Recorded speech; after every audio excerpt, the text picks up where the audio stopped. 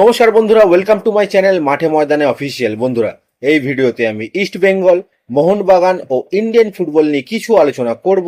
তোমরা যারা যারা আমার ভিডিওটা দেখছো, আমার চ্যানেলটা প্লিজ সাবস্ক্রাইব করে নাও ইন্ডিয়ান ফুটবলের এরকম এরও আপডেট পেতে। প্রথমে যদি একটু ইস্ট বেঙ্গলকে নিয়ে কথা বলি, তো সুপার সিক্সের জন্য কলকাতা ফুটবল লিগ সূচি প্রকাশ করে দিয়েছে। 12ই সেপ্টেম্বর থেকে ইস্ট বেঙ্গল সুপার সিক্সে তাদের অভিযান শুরু করবে। ইস্ট বেঙ্গলের প্রথম প্রতিপক্ষ ক্যালকাটা কাস্টমস। কালকে খেলাটা হবে। এরপরে ইস্ট বেঙ্গলের ম্যাচ রয়েছে 16 তারিখ সুরুচি সঙ্গের সাথে। তারপরে 20 তারিখ মোহামেডানের সাথে। ইস্ট বেঙ্গলের যে সব থেকে গুরুত্বপূর্ণ ম্যাচটা হতে চলেছে সেটা ডায়মন্ড হারবারের সাথে। ম্যাচটা রয়েছে 25শে সেপ্টেম্বর। এবং সিএফএল এ ইস্ট বেঙ্গলের শেষ খেলা রয়েছে 29 তারিখ ভবানীপুরের সাথে। তো এই গেল কলকাতা লিগে ইস্ট বেঙ্গলের সুপার সিক্সের সূচি। এরপর যদি আমরা একটু আনোয়ার আলীকে নিয়ে কথা বলি, তো আপনারা জানেন প্লেয়ার স্ট্যাটাস কমিটি আনোয়ারকে সর্বোচ্চ শাস্তি দিয়েছে, অর্থাৎ জরিমানা ও সাসপেনশন। এবার ইস্ট বেঙ্গল ম্যানেজমেন্ট কিন্তু সেই শাস্তিটা মানছে না। এর জন্য কালকে তারা লয়ারদের সাথে অনেক রাত অবধি মিটিং করেছে।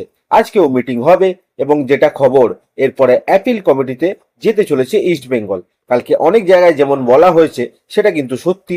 এই রায়ের অনেক ফাঁক ফোকর বা লুপ হোলস খুঁজে পেয়েছে আইনজীবীরা। তাই একবার রায়ের হার্ড কপি হাতে চলে এলেই তার বিরুদ্ধে অ্যাপিল কমিটিতে অ্যাপিল করবে কিন্তু ইস্ট বেঙ্গল। এবার প্রশ্ন হচ্ছে আনোয়ার আলী খেলতে পারবে কিনা। তো আইএসএল এ ইস্ট বেঙ্গলের প্রথম যে ম্যাচটা হবে 14 তারিখ, সেই ম্যাচে কিন্তু আনোয়ার খেলতে পারবে না, এটা একদম শিওর। কারণ হার্ড কপি পেতে পেতে ইস্ট বেঙ্গলের 4 দিন সময় লেগে যাবে। তারপর 10 দিন বাদে অ্যাপিল কমিটিতে যেতে হবে। সুতরাং এখানে 14 দিন। এরপরে আনোয়ারের ব্যানের ওপর যদি স্টে অর্ডার লাগাতে হয় সেখানে আরো 1-2 দিন সময় লাগবে। মোটামুটি 15-16 দিন লাগছে। এরকম অবস্থায় প্রথম দুটো ম্যাচে হয়তো আনোয়ারকে পাওয়া যাবে না। এবার অনেকেরই কনফিউশন আছে ব্যানে এই স্টে অর্ডারটা পাওয়া সম্ভব কিনা। তো বন্ধুরা বলে রাখি, ইস্ট বেঙ্গল যদি অ্যাপিল কমিটিতে কেসটা রেজিস্টার করায় তখন কিন্তু অনগোয়িং ইনভেস্টিগেশনের জন্য তার ব্যানে স্টে অর্ডার পাওয়া সম্ভব। কারণ ইনভেস্টিগেশন চলাকালীন আনোয়ার গিলটি নয়, তাই সাজার কোনো প্রশ্নই নেই। ইনভেস্টিগেশনে আনোয়ার নির্দোষও প্রমাণ হতে পারে। সেক্ষেত্রে আনোয়ার যদি আগে থেকে ব্যান সার্ভ করে তাহলে ব্যাপারটা আনজাস্টিফাইড হয়ে যায়। তাই ব্যানের ওপর স্টে অর্ডার লাগানো সম্ভব। কিন্তু অ্যাপিল কমিটিতেও যদি আনোয়ার আনজাস্ট প্রমাণ হয় তখন কিন্তু আবার ব্যান লাগবে আনোয়ারের ওপর। সেক্ষেত্রে court of arbitration of sports অর্থাৎ ক্যাশে যাবে আনোয়ার আর ইস্ট বেঙ্গল। সুতরাং একেবারে যে 4 মাস ব্যান হয়ে গেছে আনোয়ার আর খেলতেই পারবে না, এটা ভাবার কিন্তু কোনো কারণ নেই।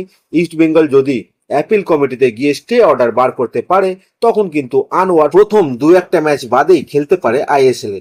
দেখা যাক এখন কি হয়। এরপরে যদি আমরা একটু অ্যালেক্স সাজিকে নিয়ে কথা বলি, তো এই মরশুমে তাকে পাওয়ার জন্য অনেক ক্লাবই আসরে নেমেছিল, কিন্তু সাজি হায়দ্রাবাদ ছেড়ে অন্য কোনো ক্লাবে কেন গেল না সেটা কিন্তু পরিষ্কার করে দিল সাজি। সাজি বলেছে, আমি 17 বছর বয়স থেকেই থাংবয় সিংটোর সঙ্গে রয়েছি। তবে শুধুমাত্র আমি নই, বর্তমান সময়ে দাঁড়িয়ে জাতীয় দলের একাধিক ফুটবলারদের অন্যতম সহায়ক ছিলেন তিনি। দলের জন্য সব সময় নিজের সেরাটা দিতে চাই। আশা রাখি একসঙ্গে আমরা অনেক সাফল্য অর্জন করব। সুতরাং থাংবয় সিংটোর জন্যই যে সাজি হায়দ্রাবাদ ছেড়ে অন্য কোনো ক্লাবে গেল না এটা কিন্তু পরিষ্কার। এরপর যদি আমরা একটু কেরালা ব্লাস্টার্সের কথা বলি, তো আসন্ন আইএসএল এর জন্য কেরালা তাদের অধিনায়কের নাম ঘোষণা করে দিল। এই আইএসএল এর জন্য কেরালা ক্যাপ্টেন হতে চলেছে সেই আদ্রিয়ান লুনাই। বর্তমানে তিনি চোটের কবলে থাকলেও এই বিদেশি মিডফিল্ডারকেই অধিনায়ক করছে ক্লাব। এরপরে যদি আমরা একটু ইস্ট বেঙ্গল ক্যাম্প নিয়ে কথা বলি, তো 14ই সেপ্টেম্বর থেকে অ্যাওয়ে ম্যাচ দিয়ে এই আইএসএল এ অভিযান শুরু করছে ইস্ট বেঙ্গল। তার আগে ইস্ট বেঙ্গল প্লেয়ারদের বেশ কিছুদিন ছুটি দিয়েছিল কোচ কার্লেস কুয়াদ্রাত। তবে মঙ্গলবার থেকে আবার আইএসএল এর প্রস্তুতি শুরু করে দিয়েছে কোচ কার্লেস কুয়াদ্রাত আর ইস্ট বেঙ্গল টিম। জাতীয় শিবিরে থাকার জন্য আগের দিন উপস্থিত ছিল না জিকসন সিং, প্রভসুকন সিং গিল, আনোয়ার আলী, নাওরেম মহেশ সিং আর নন্দা কুমার শেখর। এই 5 ফুটবলারের অনুপস্থিতিতেই কিন্তু অনুশীলন শুরু করেছিল কোচ। তবে ফার্স্ট ডে খুব একটা হেভি অনুশীলন করাননি কোচ এবং মূলত সিচুয়েশন প্র্যাকটিসের ওপরেই কিন্তু জোর দেওয়া হয়েছে। পাশাপাশি দলের ফুটবলারদের দুটো দলে ভাগ করে প্র্যাকটিস ম্যাচ খেলায় কোচ। এছাড়াও প্র্যাকটিসের শেষের দিকে বাড়তি প্রস্তুতি নিতে কিন্তু দেখা যায় অধিনায়ক ক্লেটন সিলভাকে আর সাউল ক্রেসপোকে। ইস্ট বেঙ্গল কিন্তু নিজেদের ক্লাবের মাঠেই অনুশীলন করছে এবং বেঙ্গালুরু উড়ে যাওয়ার আগে পর্যন্ত তারা নিজেদের ক্লাবের কিন্তু মাঠেই অনুশীলন করবে এবং বেঙ্গালুরু উড়ে যাওয়ার আগে পর্যন্ত তারা নিজেদের ক্লাবের মাঠেই অনুশীলন করবে।